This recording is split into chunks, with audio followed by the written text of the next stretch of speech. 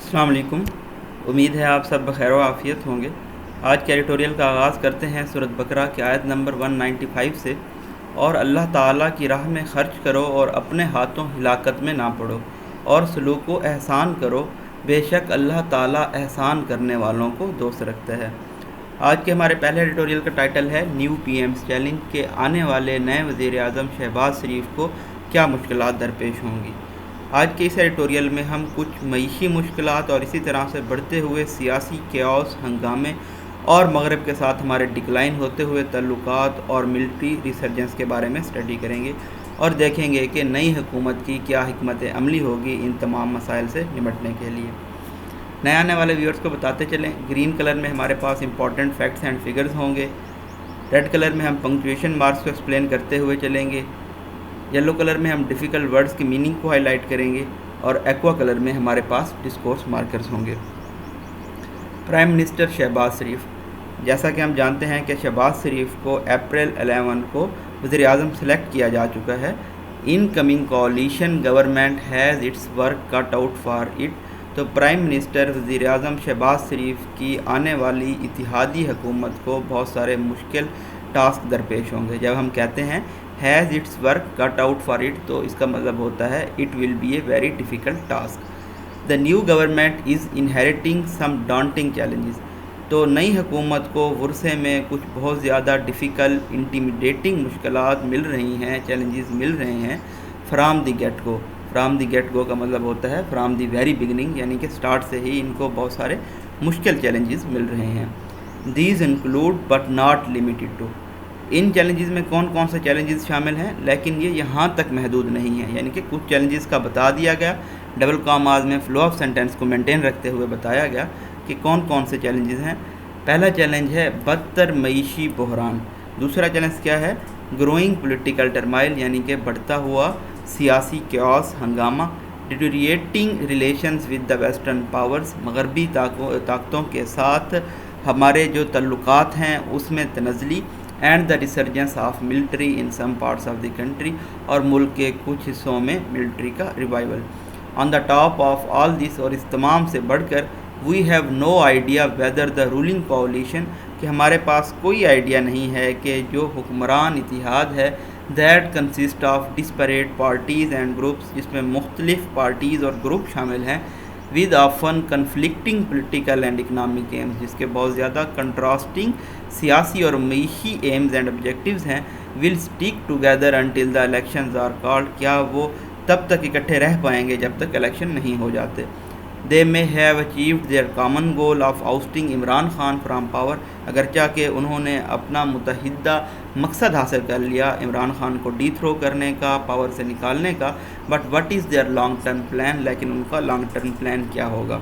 With the P T I quitting the national assembly, اب جب کہ پی ٹی آئی نے فیصلہ لے لیا ہے کہ وہ نیشنل اسمبلی سے استعفے دے دیں گے، and pledging to build up strong public pressure, اور انہوں نے وعدہ کیا ہے، پرومس کیا ہے کہ وہ بہت زیادہ مضبوط عوامی پریشر، دباؤ بلڈ اپ کریں گے اپنے سکسیسرز کے اوپر، یعنی کہ شہباز شریف کی حکومت کے اوپر، for early elections in the country, تاکہ ملک میں جلد انتخابات کروائے جائیں۔ It will not be smooth sailing for the new administration, تو یہ تمام معاملات نئی ایڈمنسٹریشن کے لیے آسان نہیں ہوں گے۔ اگر آپ پبلک ایڈمنسٹریشن کے اسٹوڈنٹ رہے ہیں تو آپ کو پتہ ہوگا کہ ایڈمنسٹریشن کے دو ویوز ہوتے ہیں، ایک کو ہم کہتے ہیں سبجیکٹ میٹر ویو، اور جو ہمارے پاس دوسرا ویو ہوتا ہے اس کو ہم کہتے ہیں managerial view.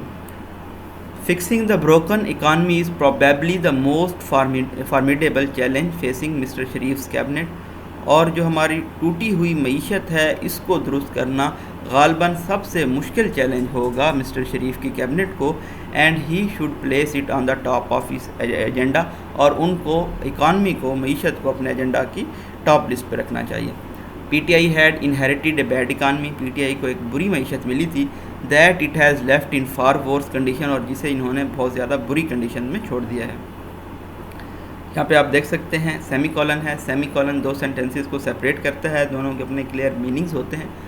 Ordinary people are grappling with the elevated double digit inflation, جو عام لوگ ہیں ان کو اسٹرگل، گریپل کرنا پڑ رہا ہے، ریسل کرنا پڑ رہا ہے ڈبل ڈیجٹ انفلیشن کو، یعنی کہ مہنگائی ڈبل ڈیجٹ میں ہے۔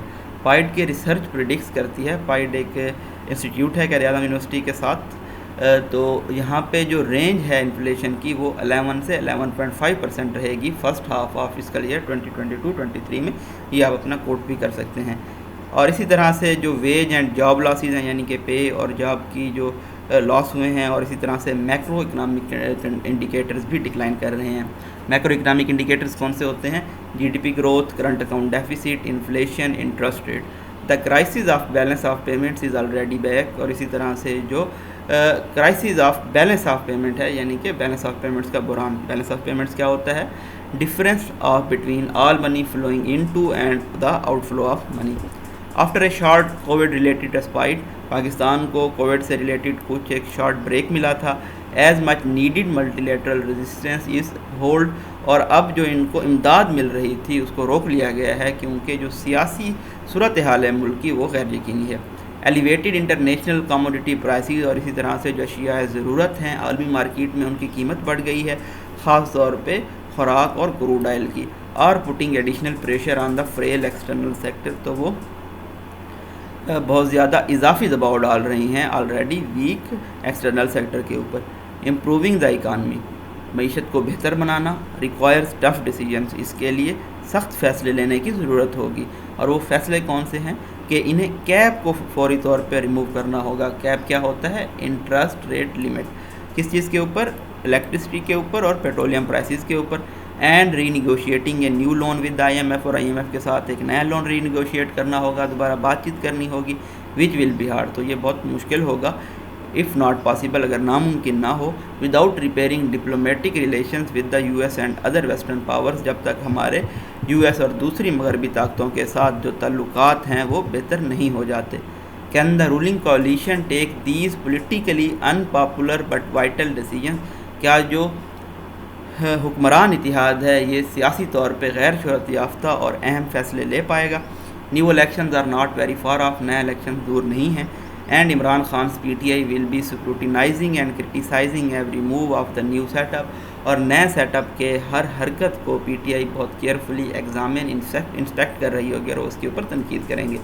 دا پاپولسٹ اناؤنسمنٹ, اور اسی طرح سے جو اپیلنگ اناؤنسمنٹ کی گئی ہیں جیسا کہ 10% ریز دیا گیا ہے تنخواہ میں اور پینشن میں حکومتی امپلائیز کو, اور اسی طرح سے آٹے کی قیمت میں کمی کا اعلان کیا گیا ہے شہباز شریف کی جانب سے جب وہ تقریر کر رہے تھے ہاؤس میں soon after his election as prime minister, جب ان کو وزیر اعظم کے طور پہ منتخب کیا گیا. Are indicative of extreme pressure he must be feeling, تو یہ تمام چیزیں نشاندہی کرتی ہیں کہ ان کے اوپر کتنا زیادہ پریشر ہوگا. With forbidding political and economic realities, یہ ان ویلکمنگ سیاسی اور معیشی حقائق ہیں ایک سائڈ کے اوپر, اور دوسری سائڈ پہ عوام کی بہت زیادہ توقعات ہیں. The coalition government and its leaders do not have too much options, تو جو اتحادی حکومت ہے اس کے پاس زیادہ آپشنز نہیں ہیں ٹیبل کے اوپر. As they get ready to deal with the multiple crises, کیونکہ انہیں بہت سارے بحرانوں سے نمٹنا ہوگا. At least not at the moment, تو اس لمحے ان کے پاس زیادہ آپشنز نہیں ہیں.